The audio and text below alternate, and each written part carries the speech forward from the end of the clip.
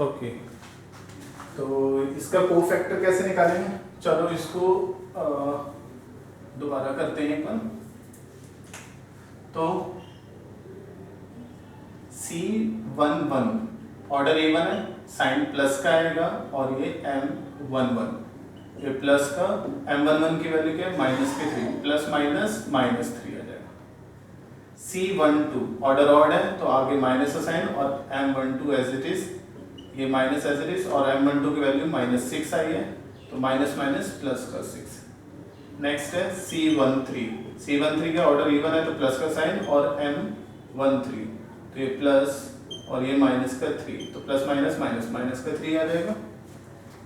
ऐसे इसका निकालते हैं। C21 ऑर्डर ऑड है तो आगे नेगेटिव, और M21, तो C21 इज इक्वल टू क्या होगा? माइनस M21, तो ये माइनस और ये इसकी माइनस की 6, इसकी वैल्यू क्या है? माइनस 6, तो माइनस माइनस क्या हो जाएगा? प्लस का 6। नेक्स्ट है M22, तो ये क्या हो जाएगी इसकी value? C22 is equal to, plus का साइन रहेगा क्योंकि ऑर्डर इवन है, और ये M22 एज इट इज, ये माइनस का 12 हो जाएगा, जो साइन है वही रहेगा। ओके, M23 में मतलब तो इसका होगा C23, ये नेगेटिव बिकॉज ऑर्डर ऑड है, और ये M23, और इसकी वैल्यू क्या दे रखी है? माइनस 6, तो माइनस माइनस प्लस 6 हो जाएगा। ठीक है, ये माइनस 6 दे रखी है। अब इस पे निकालते हैं। C31 तो इवन है तो प्लस का, और ये M31 तो ये आ जाएगा प्लस का, और ये माइनस का 3, तो कितना आ जाएगा हमारे पास? माइनस की 3 वैल्यू आ जाएगी। इसका निकालते हैं।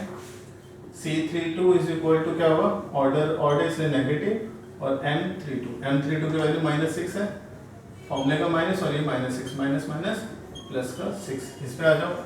C33 क्या होगा? M33 मतलब प्लस का M33, ठीक है, तो क्या वैल्यूज आएगी हमारे पास? प्लस माइनस का 3 is equal to minus 3।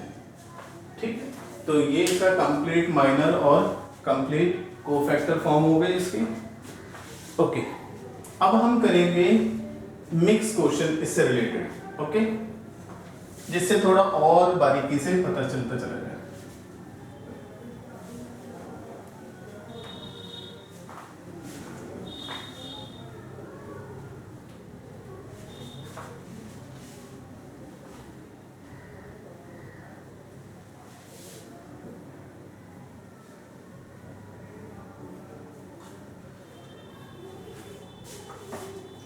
Okay, तो हमारे पास क्या है कि जब हम कोई माइनर या कोई कोफैक्टर निकालते हैं, तो अगर मुझे कोई क्रॉस क्वेश्चन दिया जाए कि फाइंड फर्स्ट एलिमेंट ऑफ 6, चलो इसको पहले बाद में कर लेंगे। पहले हम बात करते हैं कि the value of determinant by value of determinant by minor and cofactor। ठीक है ना, अगर मुझे डिटर्मिनेंट की वैल्यू निकालनी है माइनर और कोफैक्टर की फॉर्म में, तो कैसे निकालोगे? ठीक है, तो हमें मालूम है अगर मैं R1 की फॉर्म में डिटर्मिनेंट निकालूं तो डिटर्मिनेंट की वैल्यू क्या होगी? 1, इसकी रो और इसकी कॉलम को छोड़ दो तो ये बचेगा 5, 6, 8, 9, ठीक है। फिर माइनस की ऑर्डर ये 4, इसकी रो और इसकी कॉलम को छोड़ेंगे तो ये 4 एलिमेंट बचेंगे 2, 3, 8, 9, ठीक है। फिर प्लस का 7 बिकॉज ऑर्डर इवन है, क्योंकि 1, 3 है, 1, 3 में ऑर्डर इवन होगा।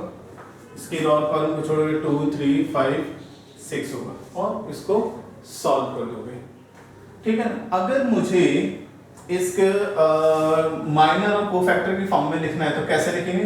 तो एक जनरल फॉर्म लेके चलते हैं, ठीक है।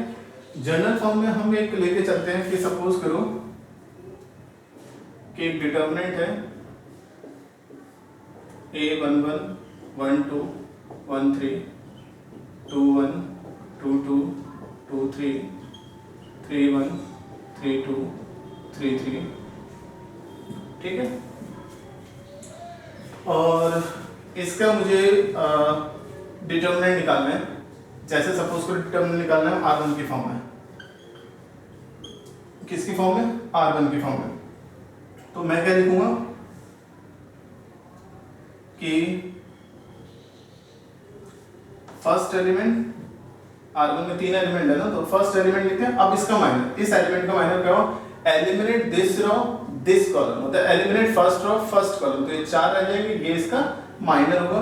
तो मैं ये इसकी लिखने की बजाय इसका नाम दे देता हूं M11। बात तो वही है ना जो भी की है हमने। अब 1 2 मुझे मालूम है ऑर्डर ऑर्डर है, तो इसलिए आगे नेगेटिव आएगा। जैसे इसके अंदर नेगेटिव वैसे ये नेगेटिव, ये एलिमेंट ले लिया और इसकी एलिमिनेट द रो 1 और कॉलम 2। तो अगर मैं फर्स्ट और सेकंड कॉलम को एलिमिनेट करूंगा, 4 एलिमेंट बनेंगे, जिससे हमारे पास माइनर 1 2 बनेगा, ठीक है। अब 1 3 प्लस का A13 एलिमिनेट फर्स्ट और थर्ड कॉलम, ये 4 रह जाएंगे, तो इसको बोलेंगे M13, ठीक है। तो ये हो गया माइनर की फॉर्म में। बोले सर अगर मुझे कोफैक्टर की फॉर्म में लिखना हो तो? कोई बात नहीं, हमें मालूम है कि C11 जो होता है वो प्लस M11 होता है, मतलब दोनों आपस में इक्वल होते हैं। तो मैं लिखूंगा A11 और ये C11 लिख दूंगा। C12 जो होता है वो नेगेटिव ऑफ M12 होता है, तो ये नेगेटिव 1 2 मिला के क्या जो ये प्लस हो जाएगा और ये A12 और ये C12 हो जाएगा। और मुझे मालूम है C13 जो होगा वो प्लस का M13 होगा, तो क्या लिखूंगा? प्लस तो प्लस ही है, तो A13 C13।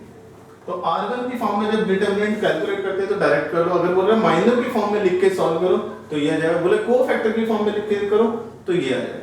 बोले सर कॉलम 2 की फॉर्म में अगर मुझे एक्सपेंड करना हो तो, कि कॉलम 2 की फॉर्म में मुझे डिटरमिनेंट कैलकुलेट दिखाओ by using the cofactor, by using the cofactor. तो मैं कॉलम 2 की फॉर्म में निकाल रहा हूं डिटरमिनेंट बाय कोफैक्टर, ठीक है।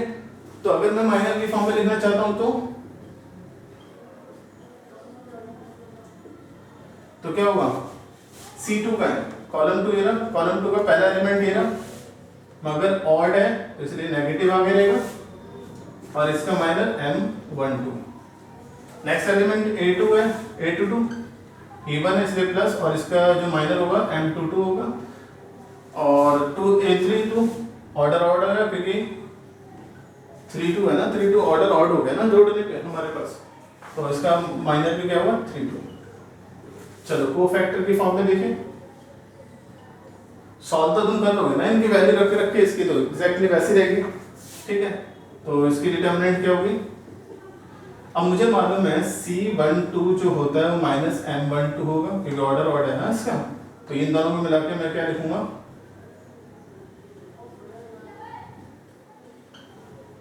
M22 और C22 दोनों सेम होंगे कि इवन में तो दोनों सेम होते हैं, और ये हो जाएगा प्लस का A32 और C32, ठीक है। अब यहां पर नोट करने वाली क्या बात है, ये नोट कर लेना अच्छी तरह से। First, the order of the element and the order of matrix और cofactor must be same. The order of element and order of minor and cofactor must same, ठीक है। जो एलिमेंट के ऑर्डर है वही कोफैक्टर के ऑर्डर होने चाहिए, ठीक है। Second, if order does not match then the value of determinant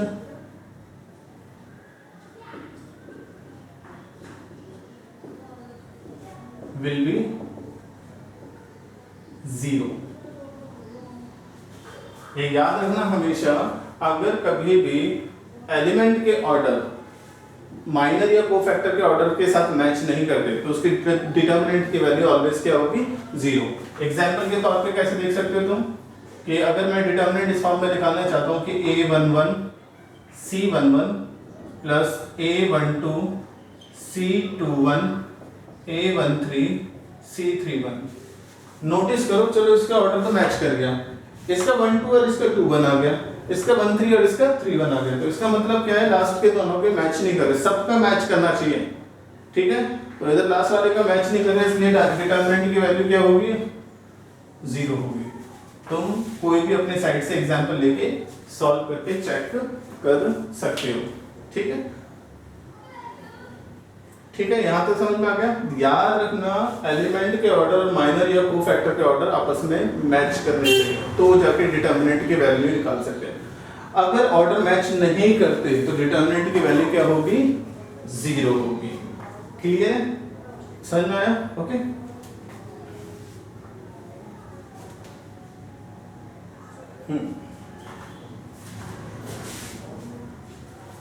चलो एक क्वेश्चन करते हैं, इसी क्वेश्चन के रिस्पेक्टिवली करेंगे।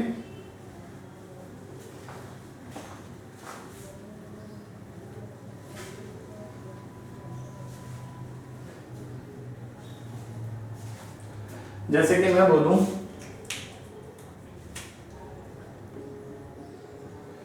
Find first part determinant by C3 through cofactor, पहली चीज लिखी। दूसरा verify that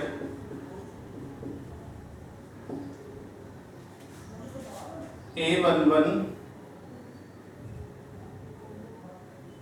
C12 A21 C12 O C12 11 ये 21 और ये A क्या लिख सकता हूँ 31 C13 इक्वल टू, या इसको फाइंड द वैल्यू लिख देता हूँ, ठीक है। डिटरमाइन से कोफैक्टर और उसको क्या नाम है, डिटरमाइन और हमारे पास क्या लिखा है, डिटरमाइन करना है, हमारे पास डिटर्मिनेंट निकालना है by C3, determinant by C3 through cofactor, और दूसरा क्या है, इसकी वैल्यू फाइंड करनी है हमारे पास, ठीक है। तो कॉलम 3 के अकॉर्डिंगली मेरे पास डिटर्मिनेंट क्या होगा,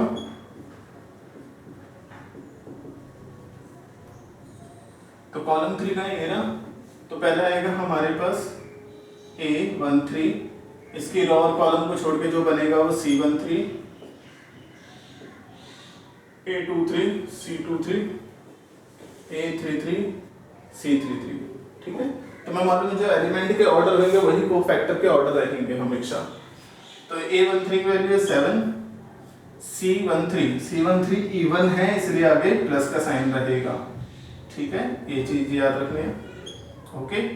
तो C13 इसकी रो और इसके कॉलम को छोड़ेंगे तो 4 एलिमेंट बचेंगे, क्या आएगा 2 3 5 6, ऑर्डर है तो आगे नेगेटिव, और 2 3 की वैल्यू है 8 और 2 3 C23, तो कोफैक्टर की वैल्यू है सेकंड रो थर्ड कॉलम, तो ये 4 एलिमेंट आ जाएंगे 1 4 3 6, ऑर्डर इवन तो ये प्लस, और 3 3 की वैल्यू है हमारे पास 9, इसका कोफैक्टर इसकी रो और इसके कॉलम को छोड़ेंगे तो 1 2 4 5, सॉलिड तो ये आ जाए 7 और ये आ जाए 12 माइनस 15 माइनस 8 6 माइनस 12 प्लस 9 और ये 5 माइनस 8, तो 7 ब्रैकेट ऑफ माइनस का 3 minus 8 bracket of minus 6 plus 9 bracket of minus का 3, ये माइनस का 21 प्लस का 48 माइनस 20 7, तो क्या आ जाएगा हमारे पास